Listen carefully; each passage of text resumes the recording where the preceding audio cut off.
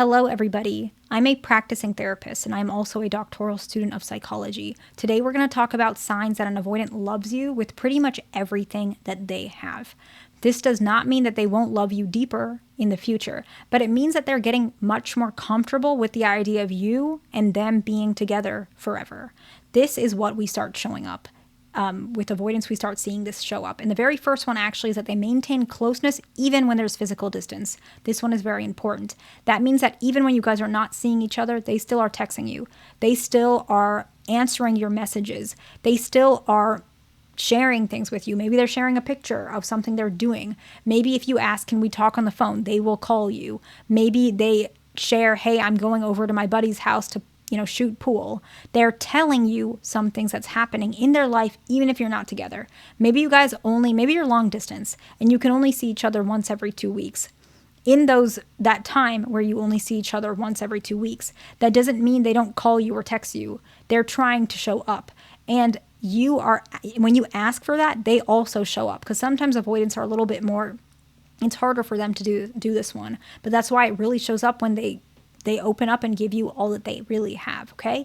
The next one is they actually express their fear of failure or pressure to show up. They might say, maybe you're asking about showing up for birthdays, right? And you say, I wish that we could give each other presents on our birthday. But for them, they feel like it's pressure, and that means they're going to owe you, or one day you'll hold it against them if they don't do it right, or maybe one day they might be beholden to whatever that is, and they feel uncomfortable with that pressure. And instead of saying, no, I don't want to, we're never going to do this, stop asking, you're being annoying, you're being difficult. Instead of them saying it like that, they start saying, I want to be honest with you, and I do want to do this. It's not that I don't want to do this, and I do care.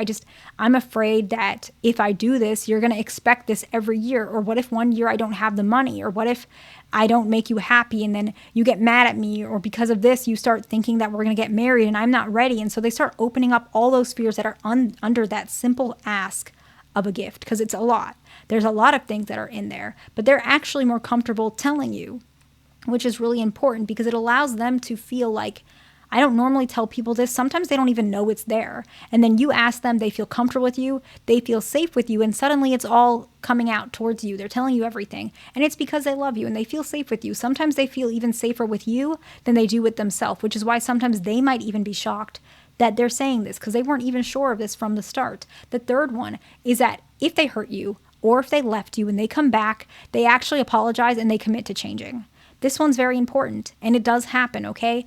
Let's say that they said something that you didn't like in public. Maybe you guys were with a bunch of friends and they said something that they thought was silly, but you thought it was inappropriate or embarrassing, within reason. I'm not saying like harsh things. Maybe just something like, oh yeah, the first meal that she made me, she burned it, and I ate it anyways, but I really didn't like it. Maybe it was something silly like that. They were trying to be funny. You felt like, okay, that was mean. You didn't need to tell anybody that. They were trying to be playful. Some avoidants are not good with the social cues.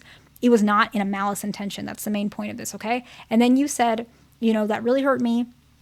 And they realized that you got embarrassed. They apologized and they say, I'm never going to say something like that again. I should have been more careful. That was wrong of me, whatever it is. Even more extreme things like you guys broke up and they come back and they want a second chance and they say, no, I shouldn't have done that. I want to change. I don't know why I'm like this. Please take me back. And you give them that chance, and they are actually trying to show up. It's not perfect, but it's there, okay?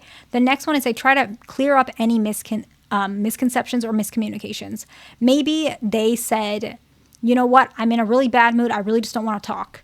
And they said, I don't want to talk. And you took it as, oh, you don't want to talk to me at all today? Let me leave you alone. And they said, no, I just meant I don't want to talk about what's bothering me. Please don't think that way. If I didn't want to talk to you, I would tell you. They clear up that misconception pretty much right away. They don't leave it lingering as if they notice it, right? They don't leave it lingering. They don't let it make you become more distant or you more hurt, because they care about you and they love you and they want you happy, okay?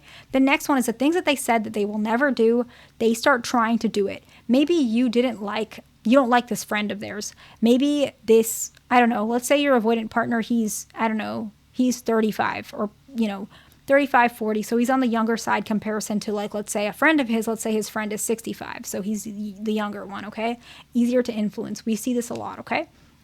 And maybe the older friend, he's not a good influence. He's saying, like, let's go to these places. You don't need a, woman. You need to do this. And maybe it's a guy who's divorced. So he's got like a negative perspective of marriage, right? And that's okay. Nothing against this hypothetical man. We're just saying he's probably not the best influence for, let's say, your boyfriend. And you're like, I wish that you would spend less time with this guy, or I wish that you would stand up against him sometimes, or I wish you didn't always drop everything for this friend of yours. And you're not a fan of this friend. And maybe at first your avoidance like, no, he's my friend. You're trying to control me, X, Y, and Z. You don't respect me. You don't understand me. You're just making assumptions about him, and you're like, okay, I understand, but you don't like this guy. You're okay with him hanging out with his other buddies, just this particular guy you don't like. And eventually your partner realizes, I think you're right. Maybe at first they said, I'm never going to set boundaries with this guy. In fact, I'm going to hang out with him more. Maybe the avoidant said something like that, and that hurt you. But eventually they started to realize, what, this guy kind of isn't that good of an influence. I do want to limit my time with him. He's still my friend, but I don't want to go all over the place with him and things like that. I'm starting to feel like he is a negative, influence, and I don't want this. That's not the type of person I want to be when I'm his age. I want a different role model. And so he's starting to do something that he said he would never do because he cares about you. And he's starting to see your, perspective. The next one is they make time for you. Even if they're reserved, even if they need a lot of independent time, they will carve out a little bit of time for you, okay?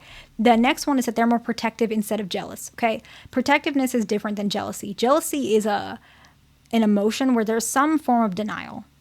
Without, a lot of people don't realize it. But jealousy is like, I'm uncomfortable. I don't want to say something. I don't feel like this is valid. I don't feel like we're secure. So there's a lot of insecurity within jealousy, and there's some denial, right? I don't like you, or I don't want to like you, but I'm feeling this way. I don't know what to do. I'm going to bottle it up, and it's going to come out a certain way. Sometimes that's what jealousy is. Another time it could be like, I don't feel safe in our relationship. But protectiveness is not jealousy.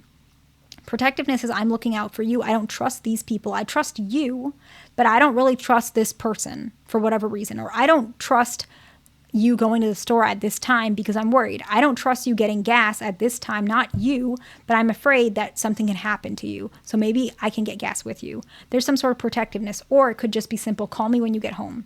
I know that, you're driving in a busy road and a lot of people are coming home from whatever, and some people are drunk driving, whatever it is. So please be careful, right? And so that's kind of what they're afraid of. They want to protect you. The next one is they respect your opinions. Respect is a huge sign of love for avoidance. If they listen intently, they value your thoughts. Usually it means that they deeply care and they love you, okay? The next one is they're actually more open about stressors in their life. Maybe they had a tough conversation with their boss. They're more open to telling you about this. They feel safe telling you, I'm pretty nervous about, we had a tough one-on-one and we have another one tomorrow. I'm pretty nervous. I've been performing really well, but I know my boss is really stressed about how the company is, handling their finances. And so I don't want that put on me. They're open to you because they feel that they can trust you. The next one is they ask your perspective on things. How do you like, maybe it doesn't have to be something so serious. Maybe they are asking you, what colors do you like on the Christmas tree?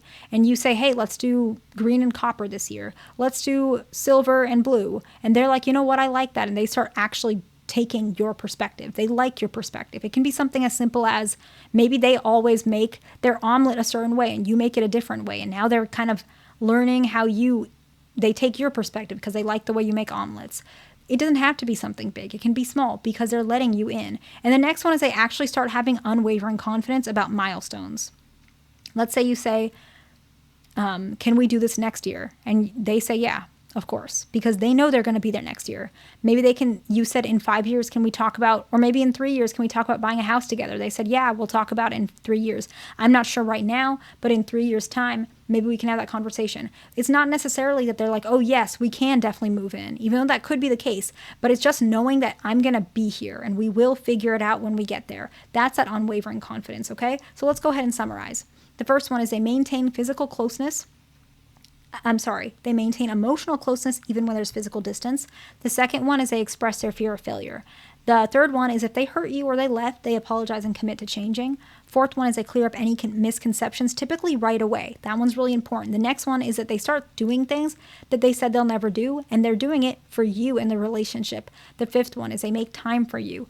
The sixth one is that they're more protective rather than jealous. The seventh one is that they respect your opinions. The eighth one is they're more open about stressors in their life. The ninth one is that they're more open about your perspectives and they're actually adjusting using your perspectives. And the 10th one is unwavering confidence about milestones or about being together for a certain amount of time or being together for a length of time in the future, okay? I hope this video was helpful to somebody. Please like, subscribe. I'll see you in the next one.